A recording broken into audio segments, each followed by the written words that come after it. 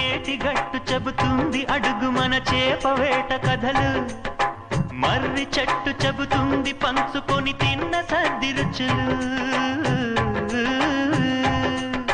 చెరుకు తోట చెబుతుంది అడుగు ఆనాటి చిలిపి పనులు, టెంట్ హాల్ చెబుతుంది ఎన్టీఆర్ స్టంట్ బొమ్మ కథలు, పరుగెడుతూ పడిపోతూ ఆ నూతుల్లో ఈత కొడుతూ ఎన్నేళ్ళో గడిచాయి ఆ గురుతులనే విడిచాయి.